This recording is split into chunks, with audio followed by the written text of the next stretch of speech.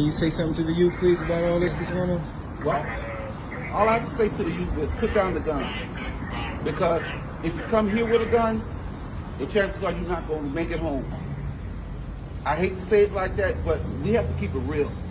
This is Philadelphia. I've never seen it like this before, where young people shoot up a bus depot station 40 rounds and shoot innocent people. Something must be done. I say this to the parents.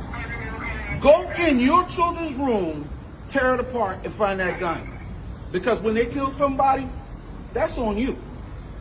You can't say, well, my child ain't. You know what your children are doing. It is your job. That's your house. You own it. You are the commander and that chief in that house. Go to your children's house, your room, and look for these weapons. Stop it before it's too late. Either you bury your child or you going up to prison every month visiting your child.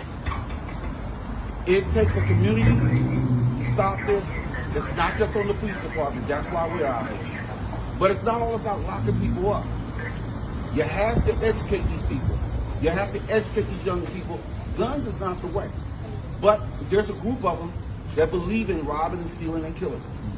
And those are the ones we have to capture and put away. Thank you. Appreciate that. Now, I've had a lot of people disagree with me over the years when it came down to the fact of the gun violence and the crime that takes place, and how you have a lot of black young men committing these crimes against one another. Not only are they taking themselves out, but they're also taking out innocent bystanders and ruining neighborhoods and businesses. And I also want to note that, let's say that the neighborhoods there decide that the homeowners, they were like, hey, we don't want to live here anymore. We're going to start to part ways. We're going to start to move out. You then know what is going to happen.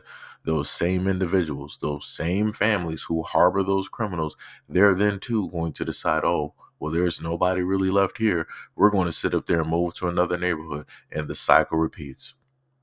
The cycle repeats. So no matter how far you go, the same cycle will always happen because nobody wants to face the fact and nobody wants to take on the responsibility of fixing the problem, especially when it's their own kids. But let me just go to the wise words of an elder who said something not too long ago. But I want to be clear. I know some of us love our children, but some of our children are so far gone that we're going to have to put some of them to sleep in order to take back the neighborhood. Some of y'all don't want to hear that because you don't live in reality. But I'm telling you, as a psychologist, I'm not going to be able to psychologize all of them on the corner. Some of them going to sleep for good! And Dr. Umar is 100% correct. So again, shout out to those out there who tried to clown me, who, wanted to have some type of an argument directly in the comment section when it dealt with a lot of these things, because now we're going to look at Philadelphia, right? And we're looking at the mapping of Philadelphia's gun violent crisis. They said to date, there has been 63 homicides in 2024, a 32% decrease from 2023. The map also shows victims of gun violence, right? 162 non-fatal and 58 fatal shooting victims as of March 18th of 2024. So to the left, you can see the time of day in between 12 a.m. to 11:59 p.m. And you can see the amount of gun violence or the height of gun violence. To the lower left-hand corner, I made sure to put in a picture of the area. And you also have both male and female shootings. Again, I am all for equality. You also have race and ethnicity. White non-Hispanic, 3 or 1%. Black non-Hispanic, 174 or 79%. Hispanic, black or white, 40 or 18%. Asian, 3 or 1%. And other and unknown, 0. Sensational. So now what we're going to do is go over the city of Philadelphia. We're going to go over a little bit of information that they have up here. It starts off as a national perspective. The rise in gun violence in Philadelphia since 2020 reflects a trend that occurred nationwide. A recent study showed that gun deaths rose 43% in America's biggest cities during COVID-19 pandemic, with an estimated 22 gun deaths during or occurring in these cities at the pandemic's height in 2021. There were 690 mass shootings, defined as incidences where more than 4 people were shot nationwide in 2021 and 647 more in 2022. There were 21,009 total gun deaths in America in 2021 and another 20,200 gun deaths last year, not including people taking themselves out. Although the cause of the increase during the pandemic is not fully understood, the proliferation of guns has been particularly lethal in densely populated urban cities that have been subjected to years of structural inequities and underinvestment and the lack of opportunities for young people. The crisis and response in Philadelphia. While many of the cities have experienced significant higher homicide rates than Philadelphia, the impact of gun violence has been no less devastating here. In 2022 alone, 506 people were fatally shot and 1,831 were wounded. Victims, families, and communities have been traumatized.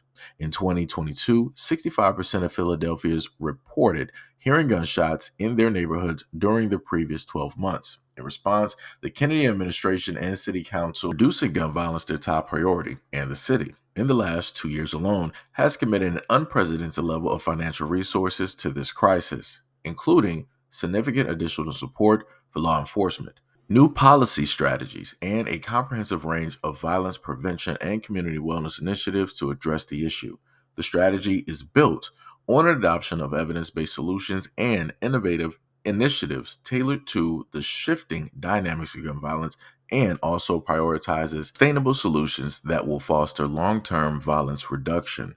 These efforts are showing positive results, with homicides in Philadelphia down by 26% since 2021 and shootings overall down by 22% citywide compared to previous years' to-date totals. So again, this is an inescapable thing that the Black community at some point in time must actually face. A lot of those out there who are recklessly creating kids, who are not being guardians, who are not being actual parents, the adults are going to actually have to get the adulting, or they're going to have to face erasure. That's it. By the hands of your own kids. That's it. That's the best way to sit up there and put it. And a lot of your kids are not going to have a great life expectancy because they're going to be getting taken out by a lot of their peers. So we got the parents getting taken out. We got people in the family getting taken out. We got their peer group getting taken out. We got elders in the community getting taken out. And last but not least, they're also taking out themselves. So pretty much sooner or later, there's not going to be anybody, left to really do anything. Just like there's not really anybody at all at this moment in time when people could actually do something. There's not really anybody at all technically really doing anything. And by anybody, I mean the parents. Because like the cop said, he was like, yo, we need the parents to go out there and their flip over and tear up their kids' rooms and go get those guns.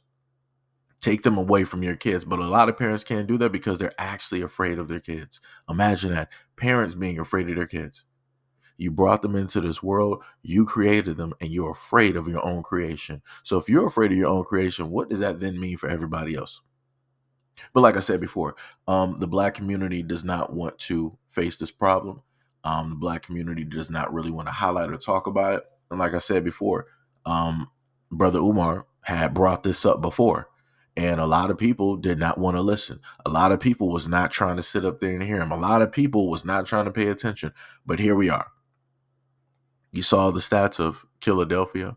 You saw the huge clip directly on a cop that is patrolling that city. So these are the armaments that he has to basically have on in order to deal with your kids. Imagine that.